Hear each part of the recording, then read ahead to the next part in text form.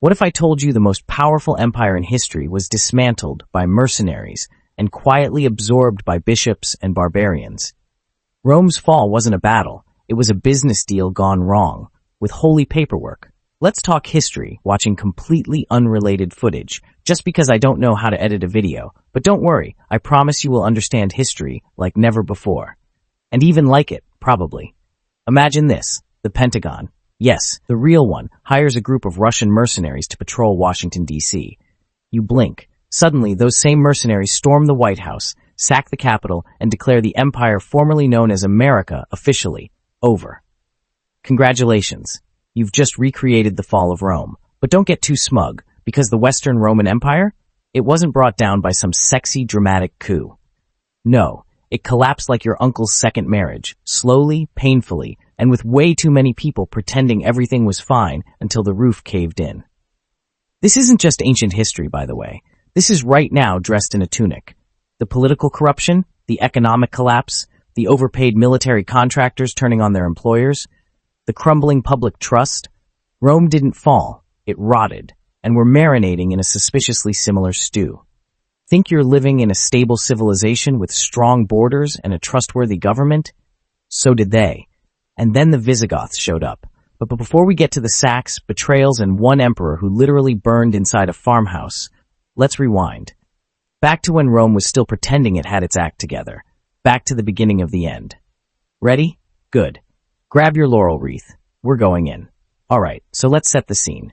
Rome, not the pizza-eating, Vespa-riding, holiday destination Rome. No, we're talking 3rd century AD Rome. The empire, the superpower, the full-fat, gold-plated Senate and gladiators original. Imagine the size of it, stretching from the misty highlands of Britain all the way to the spicy sands of North Africa, from Spain to Syria. Basically, it owned half the known world and acted like it owned the other half too. But here's the thing.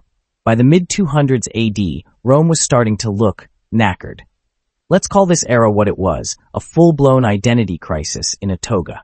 From 235 to 284 AD, the empire hit what historians, being polite, call the crisis of the 3rd century. I call it empire on fire, now with extra backstabbing. Get this, 26 emperors in 50 years. That's one every 2 years. Roughly the lifespan of a mobile contract, but with more poisonings. You've got generals declaring themselves emperor, armies flipping loyalties like it's Love Island, plagues, famines, civil wars, and inflation? Oh, it's not just creeping, it's tap dancing across the economy. The currency is being debased faster than your mate Gary's opinions after 2 pints. The coins, once silver, are now basically metal poker chips with Caesar's face on them, worth less than a wet crouton. Enter Diocletian, the man, the myth, the micromanager. In 284 AD, Diocletian marches in and goes, right, enough of this chaos, time to adult. And to be fair, he does stabilize things by breaking the empire in half. He decides that this whole one emperor for the whole of Rome idea is adorable but deeply impractical. So he divides the empire into east and west, with 2 senior emperors, Augusti, and 2 junior backups, Caesars, like some sort of imperial boy band. Spoiler, it did not age well. Because while the East, what we now call the Byzantine Empire, kept it together with bureaucracy, bribes, and a borderline unhealthy obsession with Greek philosophy, the West? Oh, the West was basically drunk texting its own funeral. Think of the West as the burnout older sibling. Still wearing the toga, but now it's got wine stains and unpaid taxes. It's got fewer troops, less money, and about as much unity as a toddler's birthday party during a power cut. And into this mess ride the barbarians. Now, let's talk barbarians, but drop the Hollywood nonsense, alright? These weren't mindless grunting cave dwellers. They were organized, armed, mobile, and very aware that Rome was vulnerable. Goths, Vandals, Franks, Huns, they weren't just invading, they were migrating, probing, negotiating. Some even wanted to join Rome, pay taxes, serve in the army, and settle in peace. Rome's response? Sure, move in, but we'll treat you like dirt and give you terrible land. Which went exactly as well as you'd expect. Now picture this guy, Emperor Valens. Nickname, the Toast of Adrianople. Why? Because in 378 AD, he faces off against the Goths, decides he doesn't need to wait for reinforcements, and charges in anyway. Spoiler alert, he dies. So does his army, and then the Goths burn him alive in a farmhouse. Literally. Not a metaphor. The Balkans are wide open, and Rome's myth of invincibility, torched with him. Meanwhile, inside the empire, The aristocrats are cosplaying as philosophers while funneling their money into churches and villas rather than, saving the actual empire. The Senate, Rome's once great advisory body, is now basically a wealthy book club. No power, no plan, just long debates about who's holier or who should pay for new temple curtains. And the army? Ah, yes. Rome has run out of Romans willing to fight for Rome. So what's the solution? Hire barbarians to defend you from other barbarians. That's right. Imagine if the British Empire had asked the French to guard India. They're called foederati. Outsiders paid in gold or land to fight in Rome's army. Think, mercenaries with loyalty issues. One day they're saluting the emperor, the next they're installing their cousin as emperor and raiding the countryside for kicks. Economically, it's a joke. Rome's wealth is built on slave labor, but the supply of slaves dries up once expansion stops. No more conquests equals no more cheap labor. Taxation goes up. Coinage loses value. Farmers ditch the economy entirely and go full feudal. Local lords start acting like mini-kings, which is exactly how medieval Europe is born. And the infrastructure? Crumbling.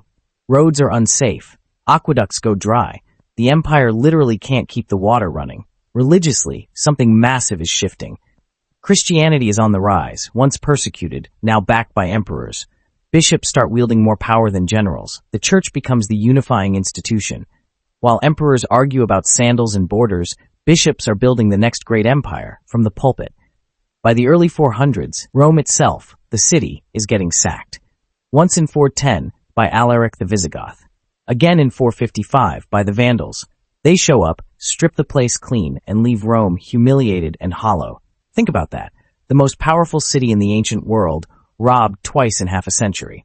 It's like if New York got looted in 2001, and again in 51, and everyone just said, well, that's a shame, and carried on. So by 476 AD, when little Romulus Augustulus, bless his teenage heart, is deposed by the barbarian general Odoacer, no one even flinches. The empire's been dead for ages. This was just the funeral photo. And that's where things started getting dangerous. Because the Western Roman Empire didn't fall with a bang. It unraveled, like a cheap jumper in the rain. And now, dear viewer, we start the real fun. The betrayals, the civil wars, the emperors who lasted 6 weeks, the military sellouts, and the way Rome slowly stopped being Roman. Next up, the stakes go up, the borders go down, and the knives come out. Let's talk collapse, the slow-motion, soul-splitting kind. Right then, Adrianople. Let's not beat around the burning farmhouse. 378 AD wasn't just a bad day for Emperor Valens. It was Rome's, oh no, we're not the main character anymore moment. The Goths didn't just win, they shattered the illusion that Roman legions were invincible. Before Adrianople, barbarian tribes feared Rome like children fear the dark. After, they realized Rome bled, and once the blood was in the water, oh boy, everyone wanted a taste. So here's what goes down next. The empire, instead of pulling together, does what any slowly imploding bureaucracy does. It starts blaming each other. The West looks at the East like, you deal with it. The East shrugs and goes, mate, we told Valens to wait for reinforcements. And the Senate? Still sitting there like a bunch of aging influencers arguing about whose villa has the best view of the apocalypse. Meanwhile, the Goths, now inside the empire, are like house guests who've raided the fridge, stolen your shoes, and are now throwing a party on your lawn. And what does Rome do? It starts paying them. Yep, instead of pushing them out, Rome offers land and gold in exchange for not being destroyed today. It's like negotiating with a burglar while he's already in your kitchen, eating your cheese. Enter Alaric, the Goth who knocked. This bloke's fascinating. He doesn't even hate Rome, at least not at first.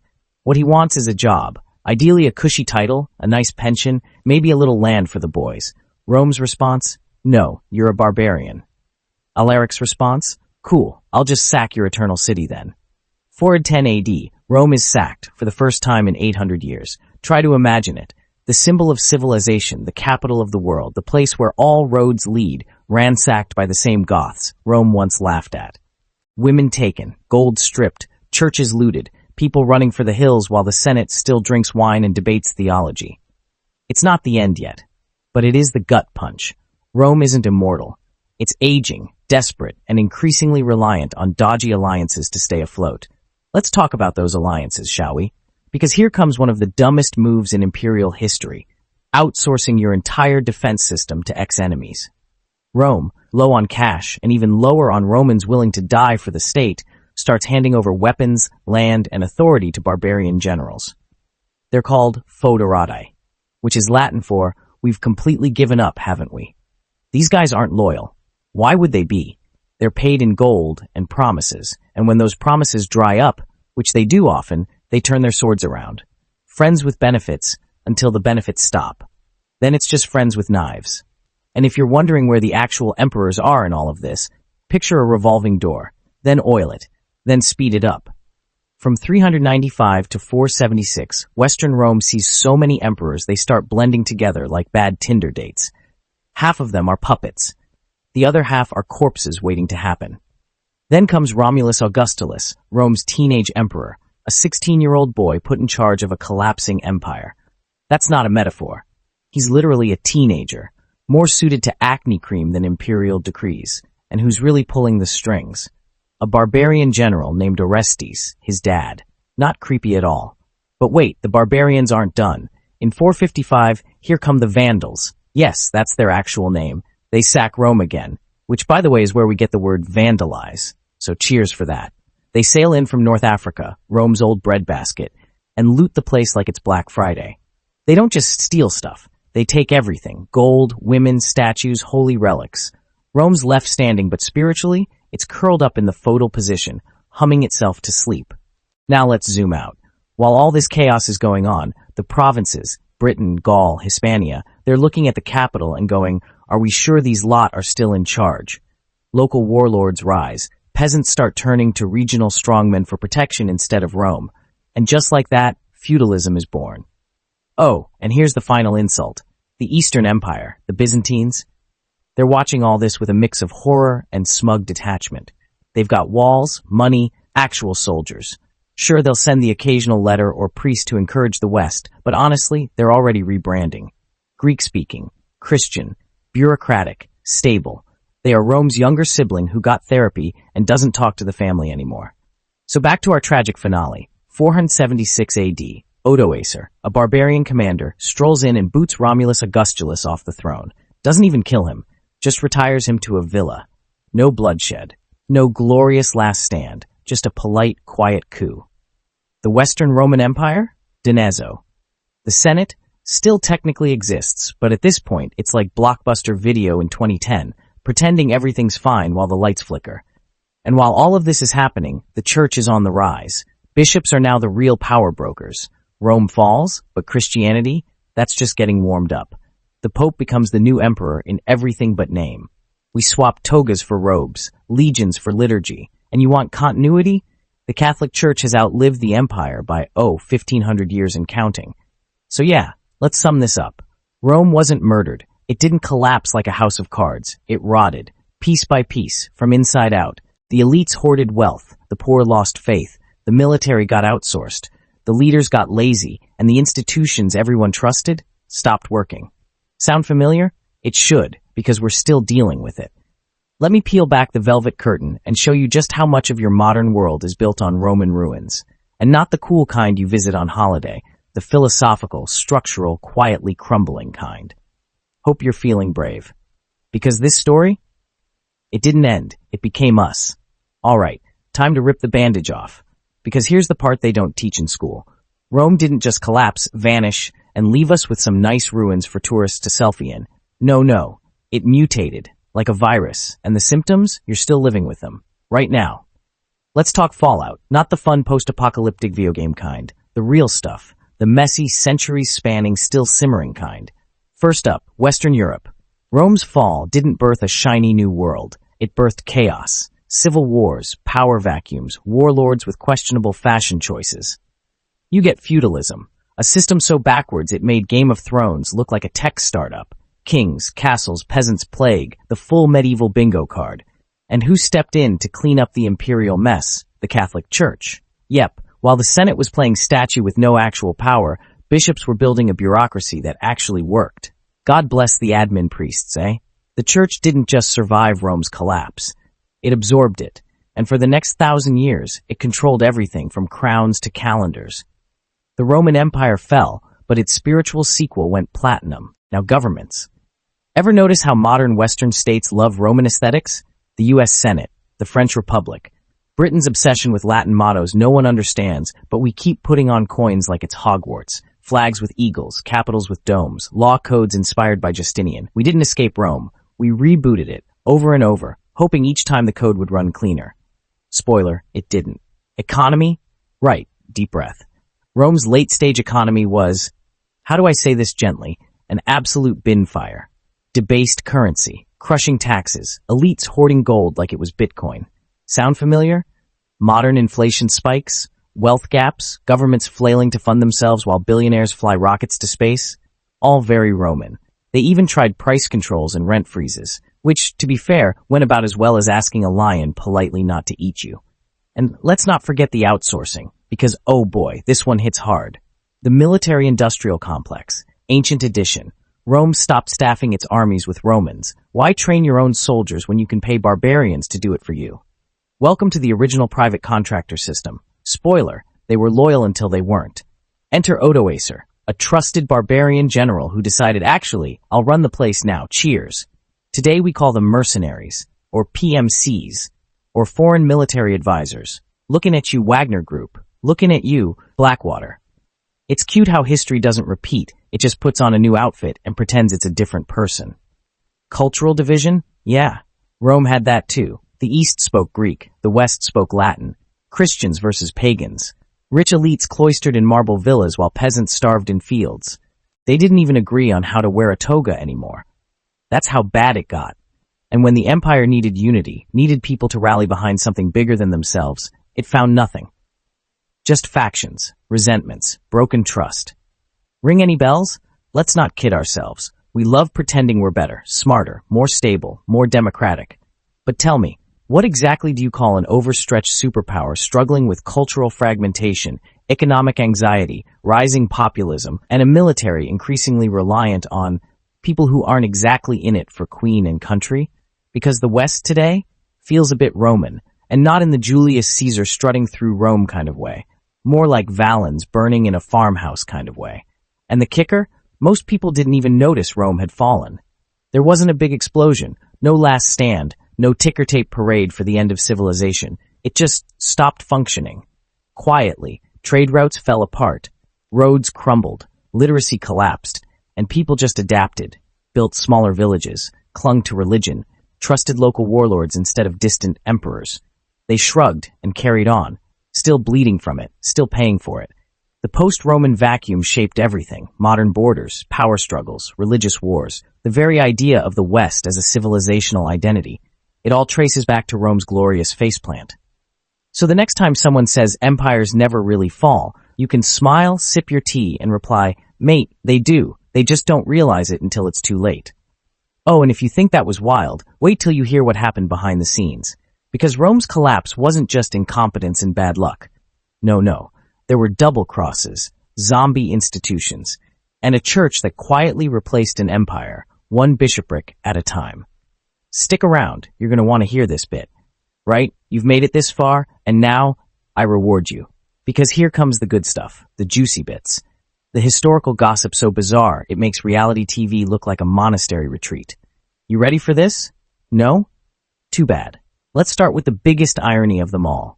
Rome didn't get overrun by screaming bloodthirsty hordes tearing down the gates with flaming swords. No, Rome got wrecked by its own hires. The empire paid barbarian tribes to guard its borders. They were called foederati, which is Latin for, we're too tired to fight, so here's a bag of gold and a Roman badge. Now please protect us. And you know what happens next. These friends with benefits got comfy, got armed, got paid, and then turned around and kicked the door in. Imagine if your home security company slowly moved into your guest room, started charging you rent, then declared themselves the new landlord. That's what happened with Odoacer, the guy who finally booted the last Western Roman emperor off the throne. Rome outsourced itself to death, literal empire by subscription. And when the subscription ran out, boom. And here's a fun one. The Roman Senate didn't actually die when the empire fell. Nope, they just kind of kept showing up to work. Like corporate middle managers wandering the office after the company's gone bankrupt, but no one told HR. For decades after 476, they still met, debated, sent letters, wore togas, and pretended the empire was alive. Bless 'em. That's the most aggressively British thing I've ever heard. Empire's dead? Yes, well, let's not make a fuss. Tea? They were like NPCs in a game after the main quest is over. Still moving, but completely irrelevant. And then, twist of all twists, the real winners weren't the barbarians or the politicians. It was the church. While emperors were getting assassinated and generals were playing musical chairs with the throne, bishops were out there building schools, codifying laws, writing doctrine, and slowly replacing the empire. They even moved into the old imperial offices. Literally. Imagine your bishop working from Caesar's corner desk. So when people say Rome fell, the smart response is, which Rome? The one with legions or the one with liturgies? And here's the kicker. While everyone remembers Romulus Augustulus, the last emperor, bless him, aged 16 and probably still figuring out his skincare routine, it's the church and the so-called barbarians who actually inherited the empire. Not with trumpets, not with battles, but with paperwork and patience. And that brings us to the real twist. Rome didn't fall. It transferred ownership, like a dodgy timeshare scheme. No refunds, no helpline, just eternal consequences. Now, let's land this thing, because I've got one last question for you. How's your empire doing?